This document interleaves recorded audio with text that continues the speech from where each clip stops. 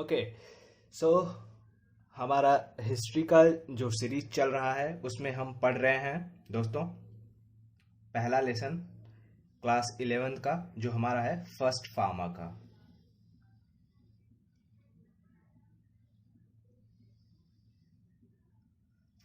का।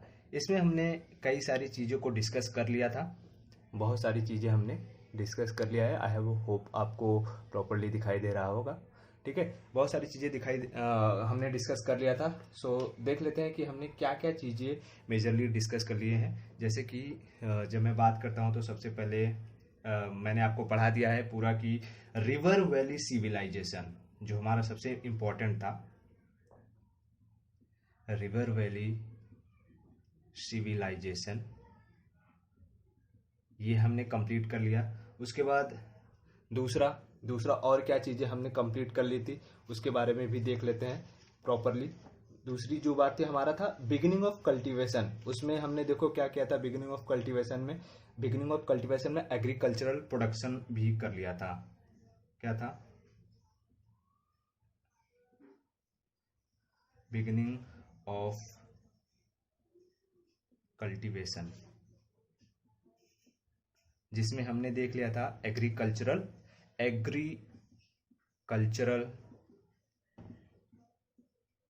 प्रोडक्शन, ये चीज भी हमने कंप्लीटली देख ली थी। ठीक है, उसके बाद आज जो हम पढ़ने वाले हैं हमारा तीसरा टॉपिक है। आज हम दो टॉपिक जल्दी जल्दी कवर करेंगे। The first farmers in India, क्या करेंगे? The first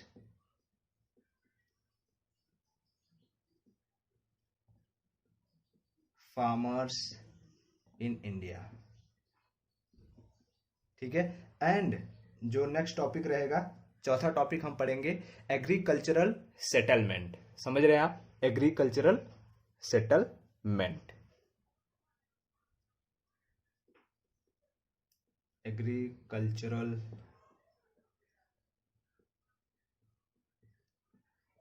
settlements. अब देखिए एग्रीकल्चरल सेटलमेंट्स में क्या क्या चीजें आती हैं। एग्रीकल्चरल सेटलमेंट में हम पढ़ेंगे organisation and administration, organisation and administration. ठीक है, ये दो चीजें पढ़ेंगे। देखेंगे जितना कंप्लीट होगा आधे घंटे में, हाफ आवर में हम उसको कंप्लीट करने की कोशिश करेंगे।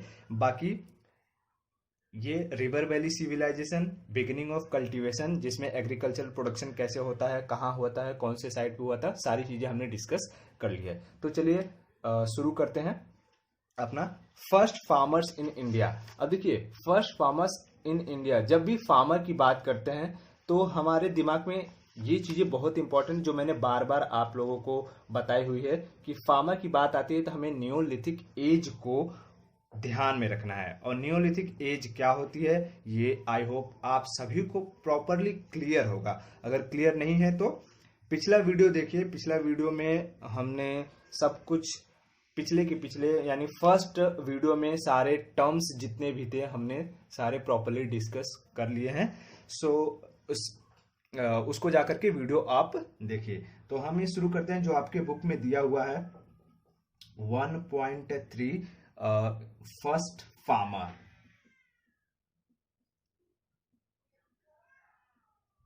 First farmers in India. अब देखो जब इंडिया की बात करेंगे तो हमें क्या करना होगा, इंडिया का मैप देखना होगा, उसमें लोकेशंस देखने होंगे कि कौन कौन से लोकेशन पर यानी कौन कौन से प्लेसेस पर वो जो पहले फार्मर्स थे यानी जो नियोलिथिक पीपल थे उन्होंने पहली बार जब कृषि की होगी यानी पहली बार जब एग्रीकल्चर किया होगा तो कौन से प्लेस पर किया है। अगर ये आपको याद रहेगा तो बेहतरीन तरीके से आप चीजों को समझ पाए। तो सबसे पहले मैं आपको क्या कर लेता हूं कि एक इंडिया का मैप, अपना जो प्यारा भारत है, प्यारा भारत, उसको ड्रॉ कर लेता हूं। अब देखिए बार बार मैंने एक बात कही है कि आपको अगर हिस्ट्री पढ़ना है, हिस्ट्री अगर धांसू तरीके से पढ़नी है, प्रॉपरली पढ़नी है तो आपको इंडिया का मैप ड्रॉ करने आना चाहिए। अगर ये आपने अब तक नहीं सीखा है तो मैं कह रहा हूं आपसे, रिक्वेस्ट कर रहा हूं यार, सीख लो, कोई दिक्कत नहीं है। आपको बहुत जगह ये हेल्प करेगा, यकीन मानो।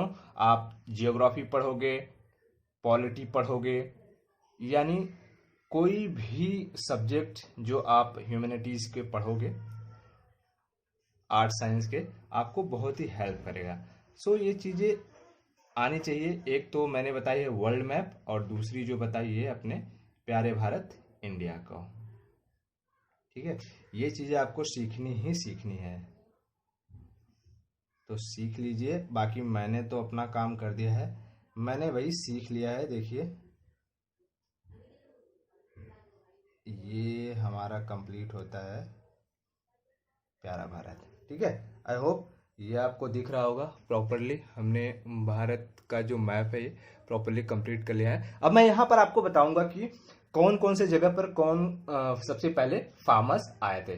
तो देखो, मैंने क्या बताया, सबसे पहले जब भी हम फार्मर की बात करेंगे तो हमारे दिमाग में एक चीज आनी चाहिए, important point number 1, Neolithic. Neolithic villages.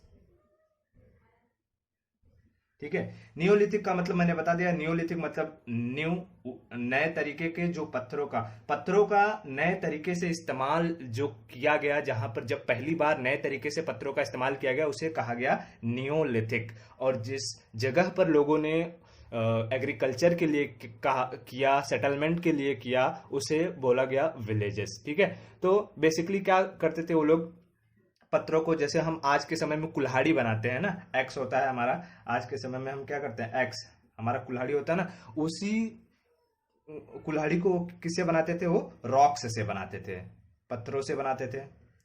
अब इनका यूज वो किस लिए करते थे, जैसे कि पेड़ों की कटाई के लिए, कटिंग ऑफ ट्रीज या ट्रीज कटिंग। अब कोई भी ट्री क्यों काटेगा, ट्री काटेगा ताकि वो क्या करके लैंड को प्रॉपरली क्लियर कर सके, लैंड क्लियरिंग। अब लैंड क्लियरिंग करके क्या करेगा, सोएगा वहां पर, हाँ सो भी सकता है, घर बना सकता है, एग्रीकल्चर भी कर सकता है। तो किस लिए क्या करेगा, एग्रीकल्चर के लिए यूज करेगा। एग्रीकल्चरल लैंड बोलते हैं उसको, एग्रीकल्चरल लैंड। ठीक है, इसका इस्तेमाल करने लगे।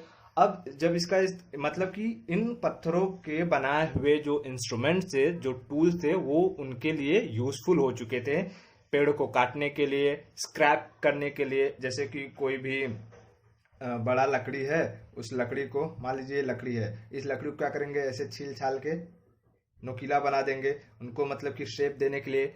कोई नए नए चीज, हथियार या नुकीला चीज बना, अगर नुकीला बना करके इसे किसी जानवरों का क्या कर सकते हैं, शिकार कर सकते हैं। मतलब कहने का मतलब यह है कि वो रॉक्स के बनाए हुए जो इंस्ट्रूमेंट थे, उनसे वो क्या हो चुके थे, पूरी तरीके से अवगत हो चुके थे, हैंडी हो चुके थे। ठीक है, अब देखो ये हुआ नियोलिथिक विलेज की। मैंने फिर से एक बार बात कर दी कि नियोलिथिक विलेज क्यों कहा जाता है। नियोलिथिक का क्या मतलब है कि पत्थरों का नए तरीके से इस्तेमाल होना नियोलिथिक कहलाया। ठीक है, अब हम बात करते हैं, हमने प्रीवियस वीडियोस में देख लिया था कि नियोलिथिक विलेज में, यानी इंडियन सब कॉन्टिनेंट में, सबसे पहले जो है फार्मर्स अगर आए तो कहाँ आए थे, वो आए थे, सबसे पहले फार्मर्स जो थे वो थे पाकिस्तान में, जो मेहरगढ़ है। पाकिस्तान में आपको पता होगा कि 4 प्रोविंस है। ठीक है, वो भी मैं आपको बता देता हूं कि देखिए ये हमारा प्यारा भारत है, और हमारे प्यारे भारत से आज के समय में, जो मैं आपको बता रहा हूं, आज के समय में अगर ये लगा हुआ है, ठीक है, ये लगा हुआ है, ये रहा पाकिस्तान। ठीक है, अब इस पाकिस्तान में देखिए, ये हमारा इंडिया का पंजाब वाला रीजन है। मैं आपको बताता हूं, इंडिया का ये हमारा पंजाब वाला रीजन है। अगर पंजाब वाला रीजन है तो यही पंजाब यहां तक फैला हुआ था, तो ये पाकिस्तान का पंजाब प्रोविंस हो गया जब डिवीजन के बाद। ठीक है, यहां पर है बलूचिस्तान, क्या है, मैं यहां लिख देता हूं, बलूच याद रखिए, बलूचिस्तान है। फिर यहां पर इनका एक प्रोविंस है, इसको बोलते हैं खैबर पख्तूनख्वा। खैबर से आप याद रखिए सिर्फ, खैबर पख्तूनख्वा। और जहां सिंध नदी बहती है इस प्रोविंस को वो बोलते हैं सिंध। ठीक है, ये सिंध। तो 4 प्रोविंस होते हैं। अब इसी बलूचिस्तान में इनका मतलब कि एक साइट है जिसको कहते हैं, हमने पिछले वीडियो में भी कई बार मैं डिस्कस कर चुके हैं, वो मेहरगढ़। क्या है, जैसे यहीं पर कहीं है मेहरगढ़, मेहरगढ़। ठीक है, ये मेहरगढ़ साइट है जहां पर ये पाया गया कि नियोलिथिक विलेज के जो लोग थे उन्होंने पहली बार क्या करे, कल्टीवेशन की। यानी कि इंडियन सब कॉन्टिनेंट पे अगर हम फर्स्ट फार्मर की बात करेंगे तो वो कहां पर मिला, ये लोकेशन है पाकिस्तान के बलूचिस्तान में मेहरगढ़ जो आर्कियोलॉजिकल साइट है वहां पर मिला। अब कितने साल पहले मिला था, 7000 साल BCE। तो मैं आपको लिख देता हूं कि जो नियोलिथिक विलेज है, नियोलिथिक विलेज जो इंडियन सब कॉन्टिनेंट में कहां पर, मेहरगढ़ में।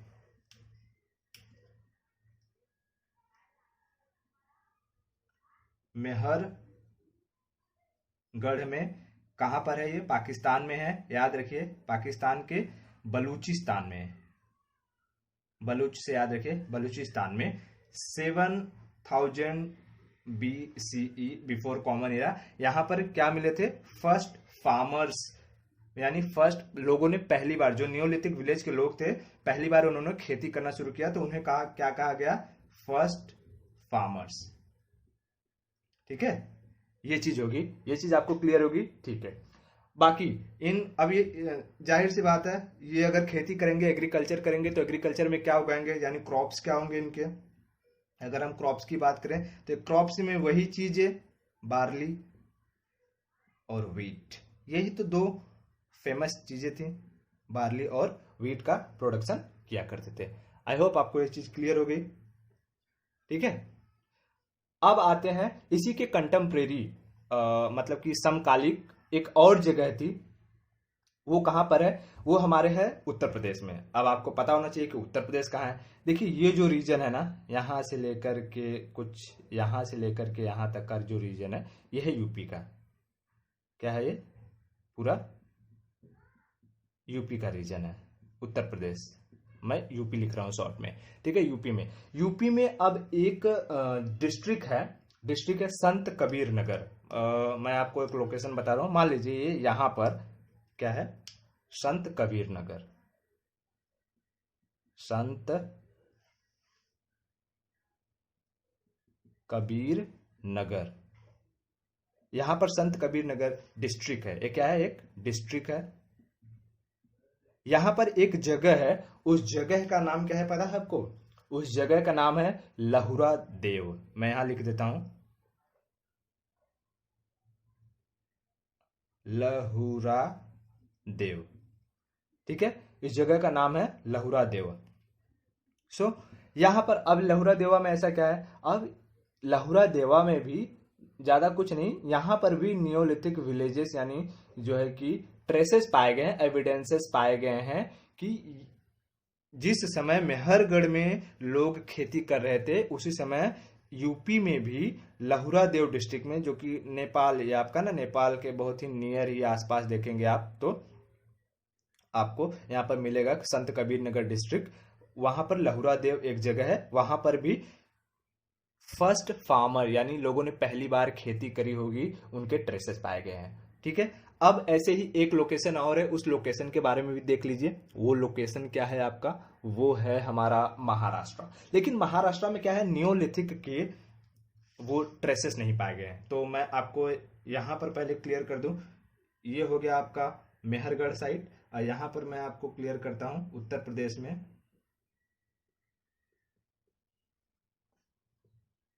आई होप कि आपको वीडियो क्लियर दिख रहा होगा यार। उत्तर प्रदेश, उत्तर प्रदेश में कहां पर, लहुरा देव,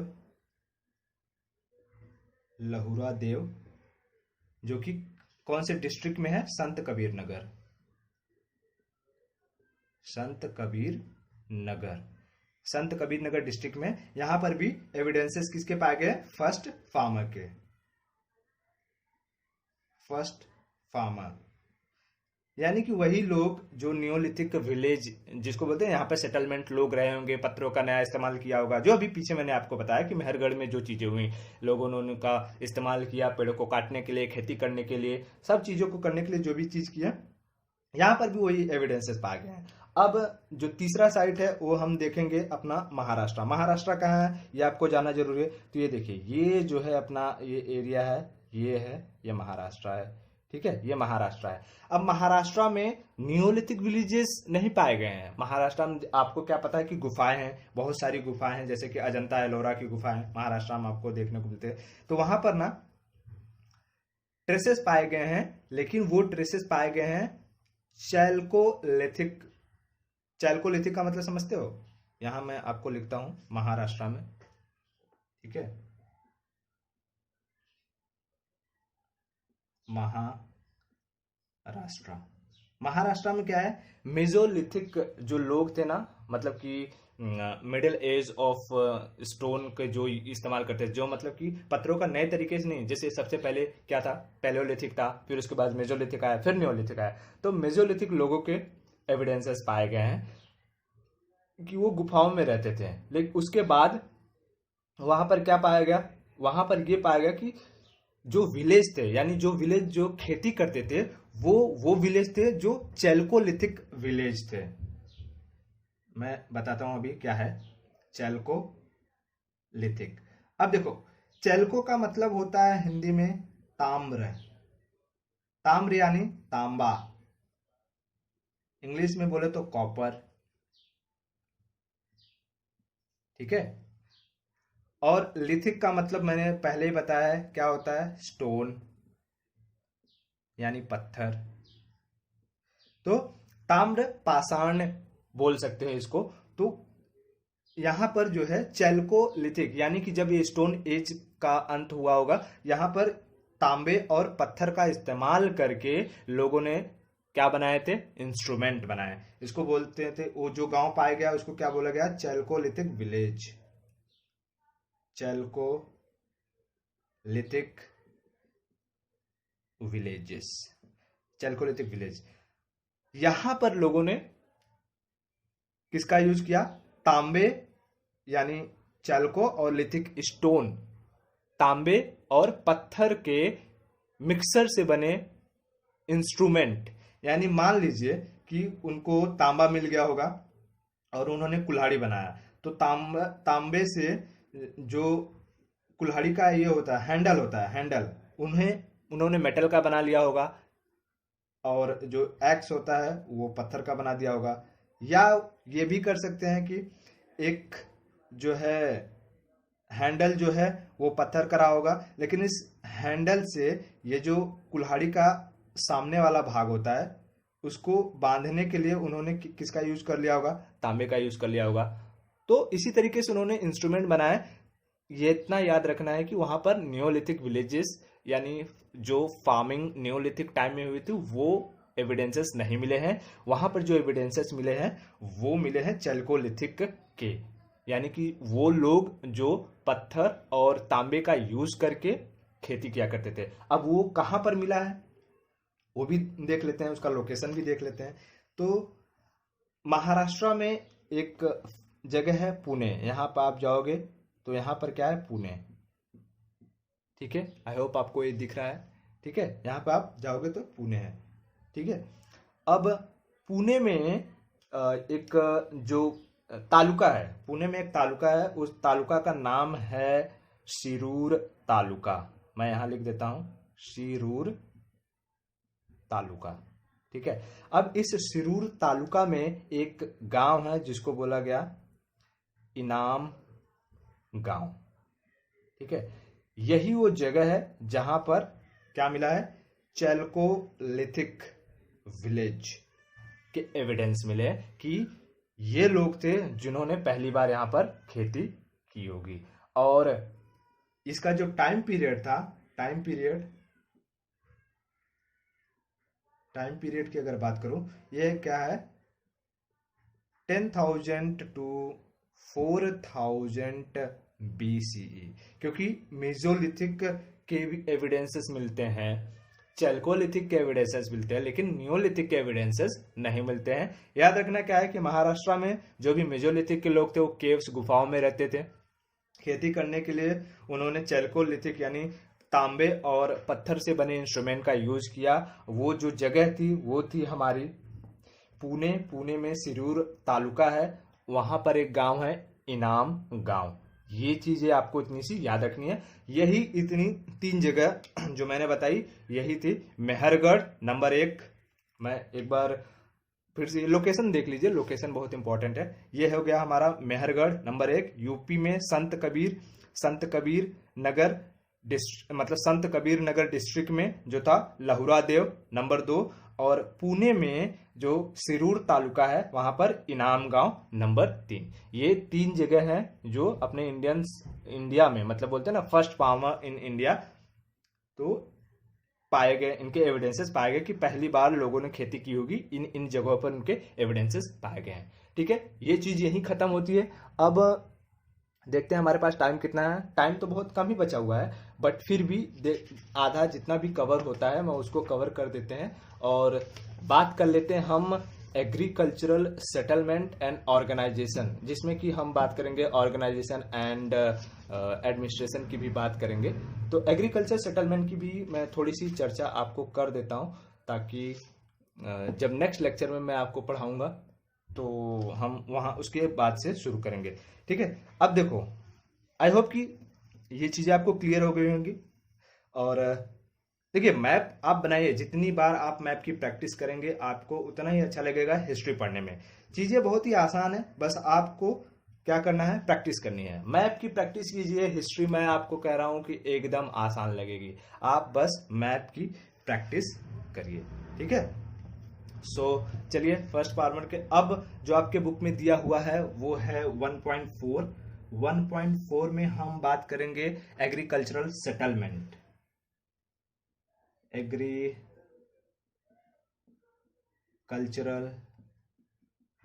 सेटलमेंट की बात करते हैं, एग्रीकल्चरल सेटलमेंट्स। अब देखो, एग्रीकल्चरल सेटलमेंट में मैंने आपको बताया कि हम क्या पढ़ेंगे, ऑर्गेनाइजेशन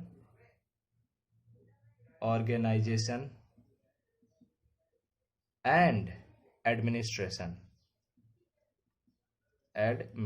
मान लीजिए ये पूरा लिख दिया मैंने, यहाँ जगह नहीं मिल पाएगा तो एडमिनिस्ट्रेशन आप समझ लीजिए। ठीक है, एग्रीकल्चर सेटलमेंट में हम ये बात करने वाले हैं ऑर्गेनाइजेशन एंड एडमिनिस्ट्रेशन की।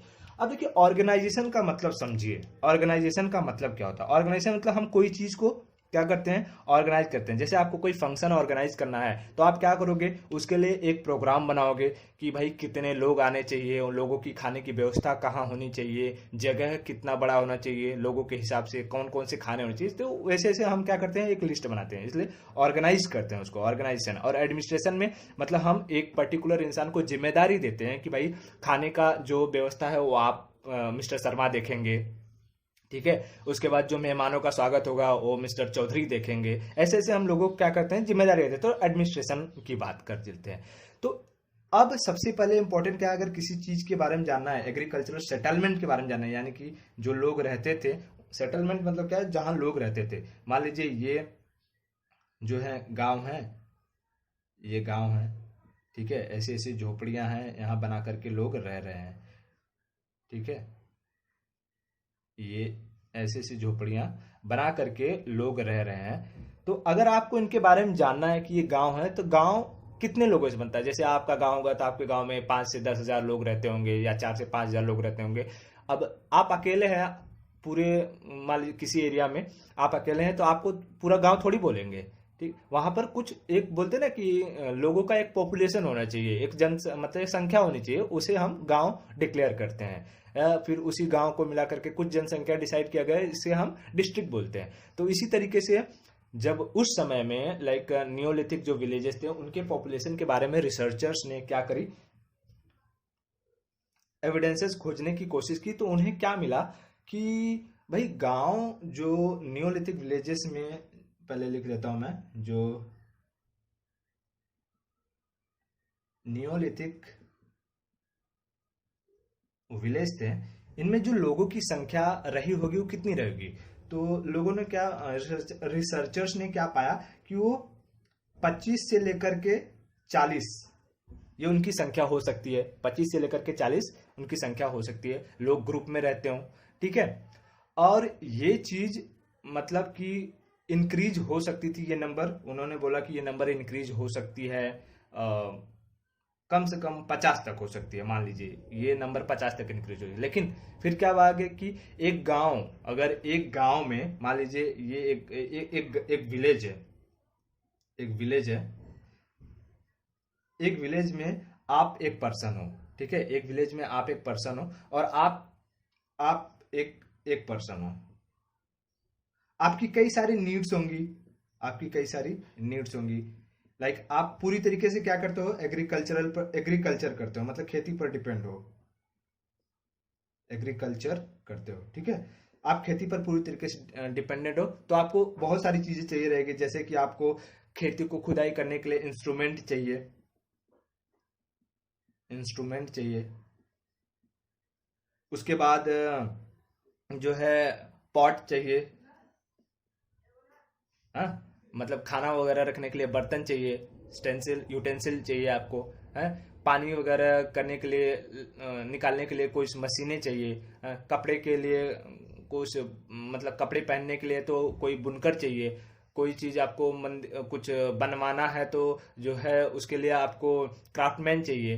तो ऐसे बहुत सारी चीज़ें हैं जो आपकी ज़रूरत रहेगी। तो आपकी ज़रूरतों को पूरा करने के लिए लोगों का होना तो जरूरी है ना। तो उन्होंने क्या, रिसर्चर्स ने क्या पाया कि अगर किसी गांव में 100 लोगों का समूह है, ग्रुप है, तो वो 100 लोग एक इंडिविजुअल की जो क्या कर सकते हैं, जो नीड होती है, जो नीड होती है, इंडिविजुअल की नीड होती है, उसे पूरा कर सकते हैं। बात समझ में आ रही है आपको, उसे पूरा कर सकते हैं। तो उन्होंने बोला कम से कम 100 लोग होए, ऐसा उनका मानना था।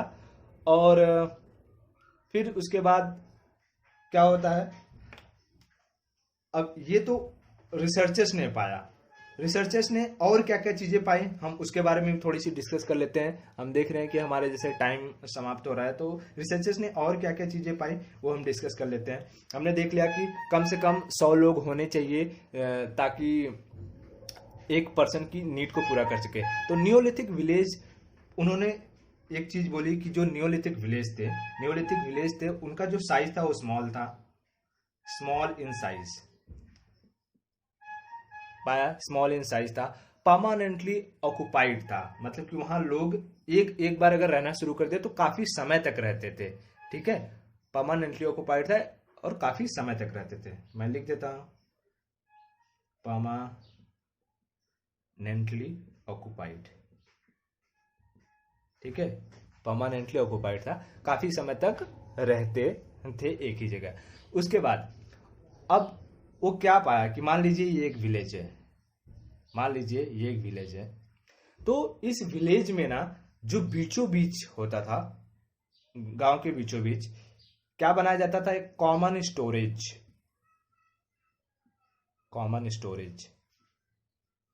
मतलब कि लोग जो भी एग्रीकल्चर से उगाते थे उन्हें साल भर चलने के लिए क्या किया जाता था, यहां पर सब लोग ला करके इकट्ठा रख देते, किसी इंडिविजुअल का नहीं होता था, जो भी अगर किसी ने 1 किलो 4 किलो 10 किलो 20 किलो जो भी उगाया सब अपना अपना ला करके यहाँ रख देते थे, स्टोर करते थे और आने वाले सीजन में उसका इस्तेमाल करते थे, सब लोग प्रॉपरली करते थे। अब देखिए अगर ये कॉमन स्टोरेज बनाया तो इसे जो है क्या करने के लिए, एक कॉमन स्टोरेज किसके लिए था, फूड ग्रेन के लिए, मतलब मैं फूड ग्रेन की बात कर रहा हूँ, ठीक है, फूड ग्रेन, ये याद रखिए।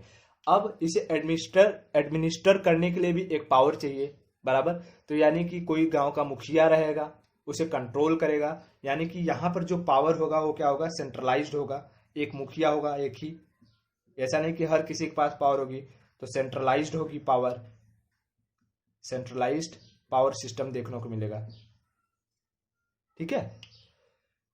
गांव होते हैं मतलब घर होंगे, ये मान लीजिए गांव है, गांव के चारों तरफ क्या मिलेगी, बाउंड्री मिलेगी, वॉल मिलेगी, प्रोटेक्टिव वॉल मिलेगी।